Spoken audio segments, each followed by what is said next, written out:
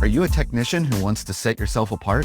Then the Trusted Technician podcast is for you. I'm Derek Hoferter, coach and trainer at SBE. And on this podcast, we will have experienced HVAC coaches and trainers, as well as top performing technicians, all sharing their tips and strategies to help you be more successful. This is Coach Derek at SBE. Welcome back to the Trusted Technician podcast. Today we have a return guest to our podcast. We've got Jeff with Blazer out in Virginia. Jeff, welcome to the podcast. Welcome back. Thanks, man. Glad to be here. So Jeff, why did you get into HVAC? It was kind of funny. It was just my dad talked to me years ago about, like every high school kid that's about to graduate, hey, do you want to go to college? What are your thoughts on that? And I wasn't really sure, didn't know what I wanted to do. And he was like, look, you do whatever you want, but I've had a lot of success in trades and a lot of them will pay for your schooling and things to that effect. So I just, through family friends and stuff, had a family friend that owned a heating and air company. And my first day, whenever I showed up on the job, he said, Jeff, today we're going to be installing ductwork. And I said, yes, sir. That's great. What's ductwork? I didn't have a clue, right? I knew Dad had that thing on the wall that turned the temperature up and down. That's the only thing I knew about it. But with just somebody giving me a chance, I could bore you to death with conversations about ductwork. Yeah. Okay. So how long have you been doing this? Since 2009. Okay. So a decent amount of time. What for you has been your favorite thing? Like, why stay with it? Well, I love coming up with solutions for customers. Whenever you walk into a customer's home and, they're anxious and they don't really know what to expect. And by the end, whenever I just feel that they have that sigh of relief, that they just know that they're being taken care of. And, at times can be excited about what's to come because the information has been relayed accordingly and they feel confident in that we're going to come up with a solution for them. Yeah. And obviously you're good at that because you do well when you're consistently on our SB rankings. What was your total revenue last year for 2022? I was rated about 1.9 million. Okay. Yeah. So that's really good. You do really well, which means you are good at coming up, not only just coming up with solutions, because I think most techs come up with a solution, but you've got that key magical ingredient of the homeowner wants to do your solution. So what is that gap between I have a solution and the homeowner's like, yeah, let's do that? Without a doubt, man, it's just having a good, consistent process. I started doing the SBE training. I went to Phoenix and Corey actually trained. I did my first boot camp with Corey around 2016. And I was that guy just like everybody else that, oh no, nobody can do that. Oh, this doesn't happen. Kind of had a barrier up, but once I had some coaching and started trying some of these things, I realized the wins that I was getting, the impact that it was having. For instance, when I started sending my pictures and videos and asking impact questions to customers about that, my revenue almost doubled, So, whenever you see impact like that, the owner of our company once told me, he said, we don't want to be the guy that reinvents the wheel. We just want to be the guy that learns from the people that have already invented the wheel. So that's my goal. I'm not here to try to invent new things or anything. I just want to learn the way, learn the way that the processes work for others for many years, which is why I'm so passionate about the SBE process.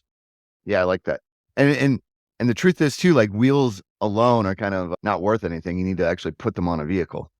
That's exactly right. Yeah. There's different types of vehicles that can go different speeds and things like that, but they've all got wheels, right? It's how they're utilizing it. So when you say process, because that's a word that gets thrown around a lot, right? You need process. And even in other conversations, Jeff, I've said things like, well, everybody has a process. It's just some processes give a bad outcome or an outcome we don't like. And then some processes give the outcome that we do like or that we do want. Give me kind of an overview for you. What does it mean to have a process and to follow a process? Like, what does that mean? And why is that so important to you? So my ultimate goal on every single call, uncovering the issue and know what it's going to take to fix or replace the system, obviously is part of the process. But I think the bigger part of that process is to relay the information to the customer in ways that it makes sense to them. instead of forcing them into the decision, I like to break it down in layman's terms, have it, and let them make the decision. Ultimately, this is their home and their place. And regardless of what I know about heating and air, I really think it's our job to figure out what they want and what we can do to make them comfortable on each job. Yeah. So let's walk through a process. All right. So Sure. for you, how does it start? Well, it always starts with the call ahead, of course, on all of my customers. Well, I say it starts with the call ahead. I like to do a lot of research on all of my customers prior to going to the home. I like to know the age of the equipment, the area that we're at, the square footage of the home. Maybe you can even look up on Google Earth and see where the outdoor units are located. I just like to gather all the information I can so that I'm prepared prior to talking to that customer instead of just asking questions and acting like a guy that doesn't know. Because the more you can familiarize with the property prior to going out, the more conversation you can have with the customer to make them feel comfortable about being in your home. I was going to say, I know this year you've kind of transitioned more to selling, right? So is that kind of even like a newer maybe piece to your process because you've seen the value of that, especially in like an estimate or like I'm going in to sell type of scenario? Well, the process for selling, of course, as we know, is a little bit different. But even prior to that, I was always, as a technician, passionate about things like what did we do on the job before? Was this a new customer? How did they hear about us? Right. So, history of the repairs that they've made, age of the equipment, similar things, right? So, similar process that is tweaked a little bit. But I've always been a guy that wanted to do my research on the front end to That's make sure. amazing because if you're prepared, I think that comes across as competence and professionalism to the homeowner. I think if we switch the perspective to the homeowner's perspective, how frustrating is that to open the door to a tech who at least gives off, why am I here? Hmm. Right. Or Absolutely. right. So that's huge that you do that. I think that's definitely part of your success. Well, just like you said, if you get there with the what am I here to do? What am I doing kind of mentality, that's pushing them the wrong way on. And we want to start that right from the beginning, right? So I'm trying to push that, even prior to the conversation, I got my stuff together, say we're as a technician, you might throw a question. So I see we replaced the capacitor there right last time we were here. Is that correct? Just to try to get the customer comfortable with, oh yeah, we did do that last time. You remember that? It gets it swinging in the right direction so that, you know, my goal is whenever they hang up the phone, like, wow, I really think that this visit's going to go well. Jeff really seems like he's ready to take care of us today. Yeah. Jeff's a prepared professional. I just like that. In a different industry, I've heard it said before, the professional is always prepared, Right. right? And I think that that's something that should happen more with HVAC techs or plumbers. Like, actually be prepared for what you're going into. So I love that you're talking about that. Yes, Okay, sir. so phone call ad, arrive, knock on the door. Now you're face to face with the homeowner. Now what happens in your process? Now I like to just kind of confirm, what we're there for as well. I mean, for instance, me, you understand I'm here to do an estimate on the downstairs system. Is that correct? Have you ever had an estimate done before? What did you think about it? I got some unpacked questions that I really think get the ball rolling because again, with these questions, the goal right there is to figure out what they actually want, right? Don't go in with tunnel vision, telling them all this cool stuff that they can do and jump straight to solutions. Really got to dig in at that time to show value to the customer. Hey, I'm here to take care of you, but I want to do it the way that you want it done. So that's why I'm going to be asking these questions along the way to make sure that we're on the same page all the way through. Yeah, I've done some role play with you, before in training scenarios, and I've heard you do it, a number of times. And I know that that's something that I've consistently heard you do. It's kind of like ask permission to ask questions, right? Like you kind of have a way you approach that, right? Well, we learned something from everybody. And actually, I was on a tech mastermind one time. And one of the technicians, one of the guys' objections to the process Happy was asking all those questions take time. Don't you think customers are just going to think you're weird that you're asking all these questions? And one of the guys said, well, I know it sounds funny, but just get permission to ask the questions. And man, that's gold right there. Like you Yeah. got, we're doing is getting permission throughout this whole thing. Why not start with permission to ask questions? So Right. give me an example of what that sounds like. Like pretend I'm the homeowner and you're going to get permission from me to ask questions. So my ultimate goal while I'm here is to make sure that I do what you all want. I don't want to get tunnel vision or get sidetracked on anything. So I'm just going to be asking you some questions along the way to make sure that I'm getting you comfortable the way that you should be. Would that be okay with you? That's beautiful. There's really no reason to say no to that. What in the role of the homeowner, what it's sounding like to me is you care about my opinion, you care about what I think, you're respecting my house, and I'm going to like that. I'm going to want now to give you that info because it benefits me. Versus, yeah, if you feel like you're getting interrogated by somebody, you just feel like the info is not for my benefit. It's you're going to use it against me. Absolutely. And so, obviously it's not every day that people wake up in a system replacement day or they have an issue or whatever.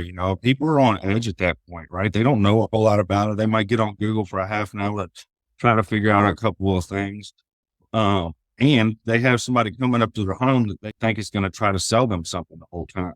So if we don't make that connection right there and good rapport right there to where we can get them to trust us, we'll never truly uncover what they want, because what are they going to do then? They're going to lie, right? Yeah. Yeah. So I just think it's important to say, look, this is how I'm here. This is the way that I like to do things. Is this okay with you? Because I really want to get to the solutions that you want today. Nice. How much flexibility is there in your process? Well, the process, it all depends on blended personality and everything. I'm a firm believer in the nurture and parent the whole way through, whether somebody's hostile or they're not quite understanding the information or they're intimidated or whatever.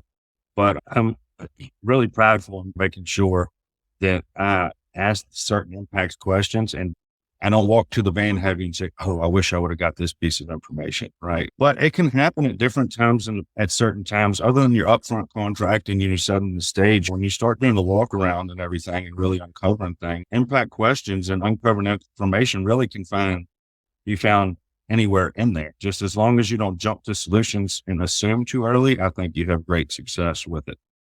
Yeah. When you said jump to solutions or make assumptions, and then, you started out by saying too that, you like solving things. So do you feel like your muscle memory is now good, or is it still a temptation that you have?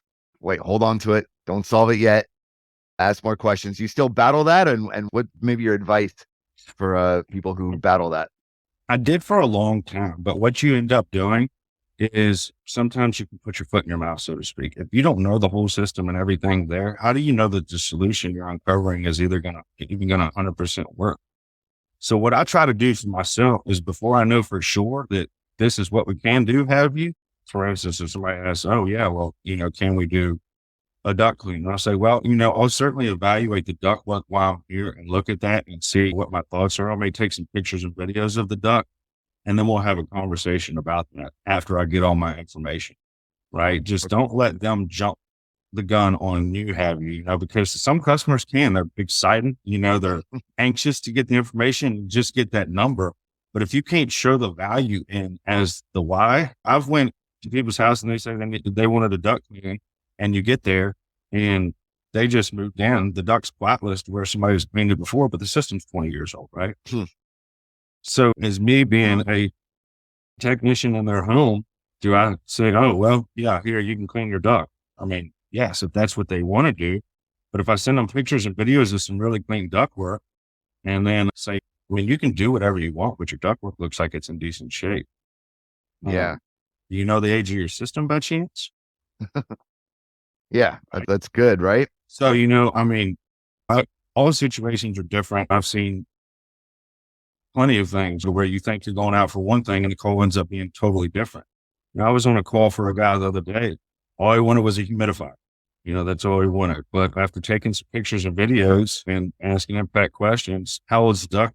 Well, this ductwork's been in here since the 80s. Oh, wow. How old's the system? It's about 6 years old. Well, you may think it's 6 years old, but I actually just looked at the numbers and we're 20 years old. Mm. Well, by the end of that, and I went back there 3 times, because for my customers, I tell them, I don't care how many times it takes. I want them to be comfortable with the information prior to talking about money or installation. I want them to be 100% comfortable, and I want it to be their decision. But he bought a new system, ductwork, and a humidifier. I mean, you're turning a cool $4,000 ticket into a $24,000 job just by discussing what they have. A lot of people don't know what they don't sit around thinking about it, right? It's not a concern until it's a concern.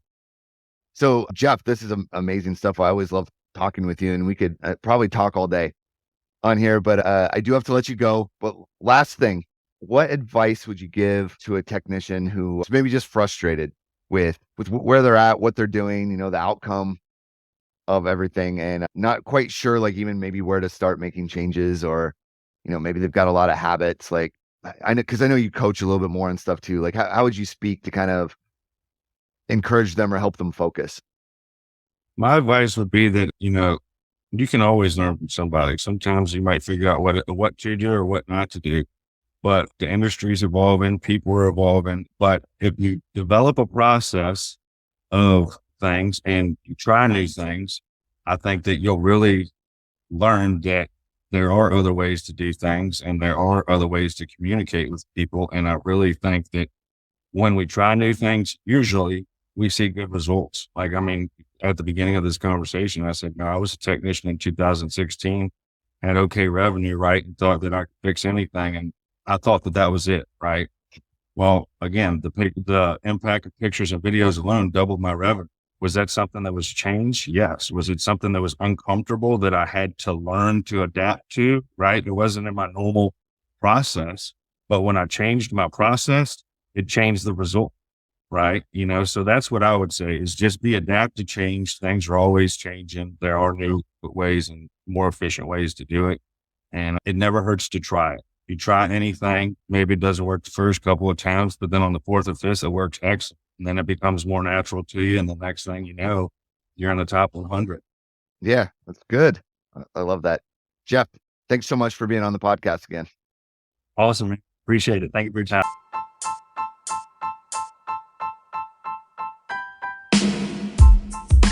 Thank you for listening to the Trusted Technician Podcast. If you would like to learn more about SBE, you can find us online at sbeodyssey.com. If you enjoyed today's episode, we would appreciate it if you would leave us a review. Thank you for tuning in, and we'll see you next time.